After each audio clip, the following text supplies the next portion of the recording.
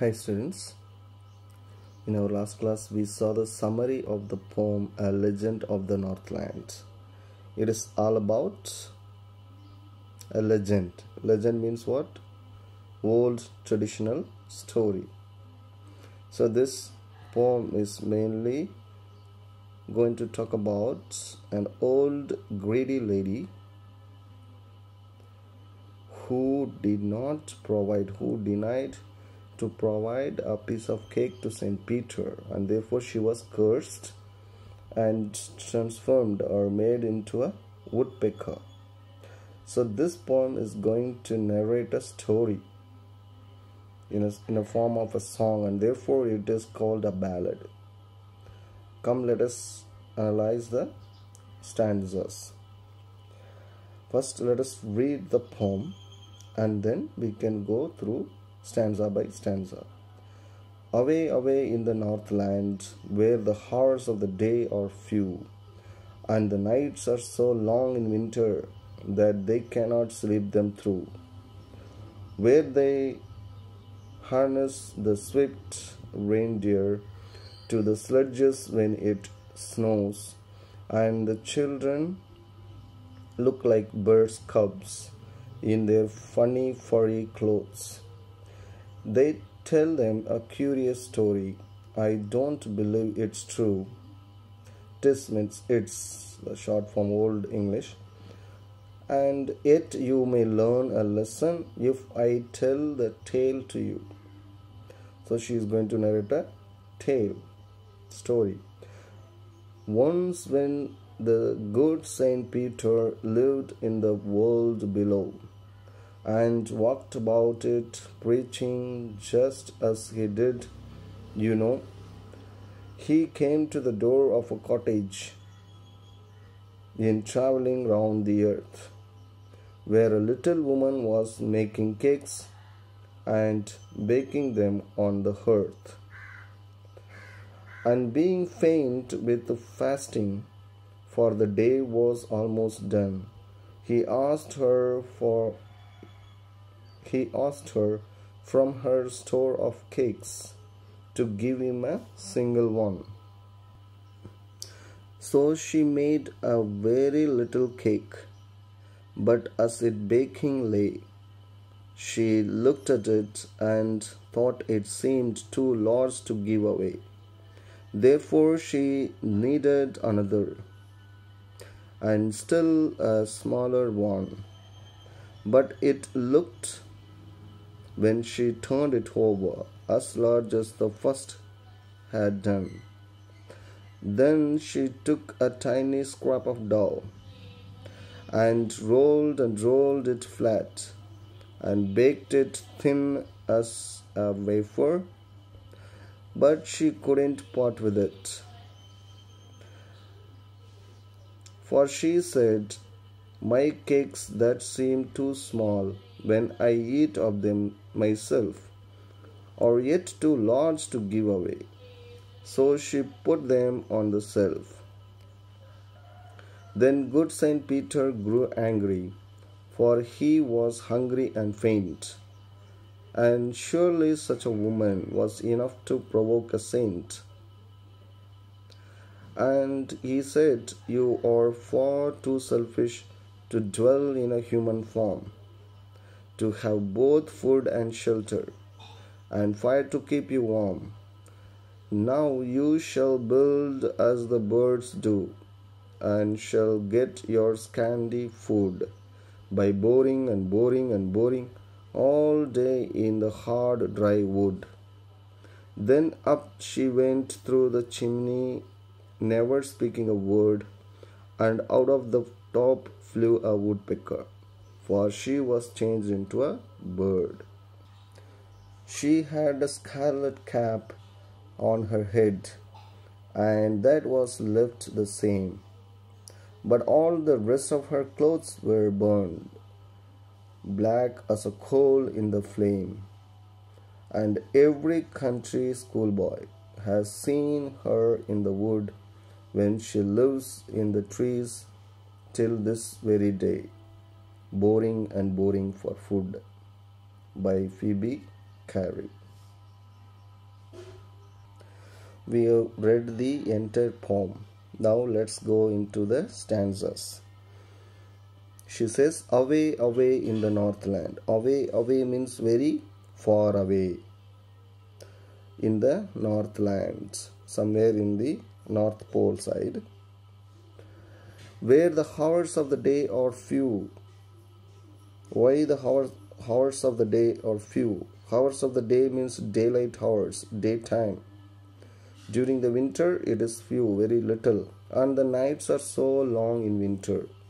And the nights are too long in winter that they cannot sleep them through. The nights are too long that they cannot sleep the entire night. So here the poet introduces the place from where the story is derived. Northland. From Northland, the story is derived.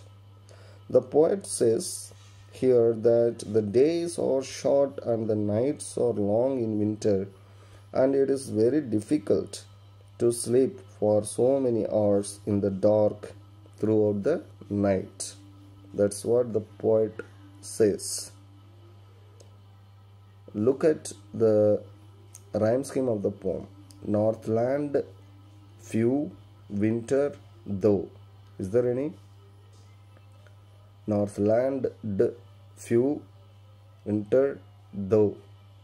There is no rhyme scheme in the first stanza.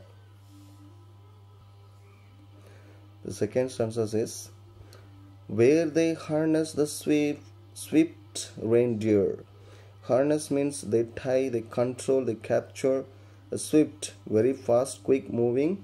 Reindeer is deers found in the cold region to draw the sledge. Sledge means what? A low, when you slide down on snows, they pull that vehicle with the kind of animals like reindeers when it snows.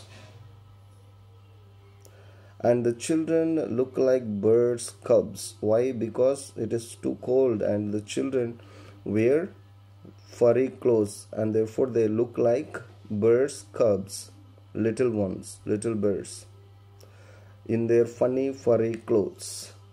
Since they wear furry clothes, she says funny furry clothes.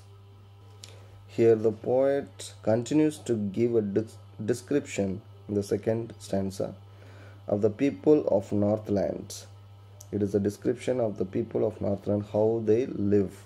She says when the snow falls, the people like sledging, so they rein the reindeers, they control the reindeers to the sledges, and the little children wear heavy woolen clothes that make them look like the little birds' cubs. In the third stanza, they tell them a curious story. Here they refers to the elders. Elders tell little ones a curious story. I don't believe it's true. The poet says, I don't believe it's true. And yet you may learn a lesson if I tell you the tale to you. If I tell the tale to you, you may learn the lesson. Whether it is true or not, that is not very important here.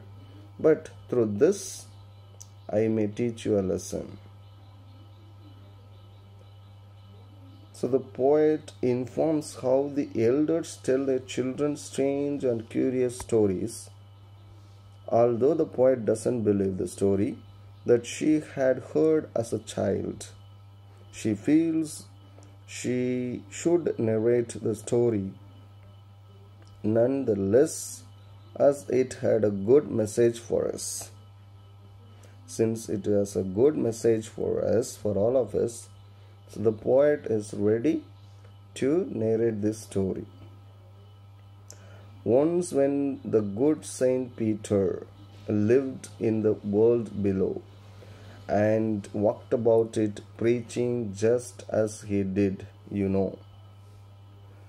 Once, we don't know the exact time, she begins to tell the story. Once Saint Peter lived on the earth. He traveled around the world preaching the words of God.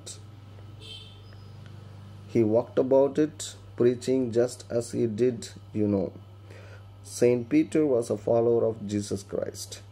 After the death and resurrection of Jesus Christ, Saint Peter preached the good news of Jesus Christ. He was a kind of messenger, going to people in different places and talking to them about Jesus and asking them to change their mindset and to believe in Christ Jesus. So all this is teachings, teaching for the life of people. So he came to the door of a cottage in traveling round the earth. Cottage is a small house or shed. It is a hut. In traveling round the earth, while preaching and traveling around the earth, he came to the door of a cottage, a small hut, where a little woman was making cakes. He came to the cottage. He found there a little woman making cakes and baking them on the hearth. Hearth is a fireplace where you make cakes, you bake cake. And being faint with fasting, for the day was almost done, he asked her from her store of cakes to give him a single one. After preaching, after traveling around the earth, Saint Peter was almost faint with fasting. He was so tired, for the day was almost done. His preaching was almost done during the day. He asked the little woman in the cottage from her store. She had already stored her cakes. From her store, he asked her a little piece of cake or bread to give him a single one. He is not asking for a large amount, little bit to quench his hunger. So here the poet says that the condition of Saint Peter when he came to the little woman's cottage was very bad, because he was preaching all the day. His body was pale and tired, and he was hungry too. After a long day of preaching, he was too hungry. He stopped to ask for a piece of cake from the ones she had already baked and kept on the shelf. So the cakes which were already kept on the shelf was asked. A single one was asked by Saint Peter. What the old lady says, we will see in our next class. I think so far it is clear to you. The rest of it can be discussed in our class. Thank you.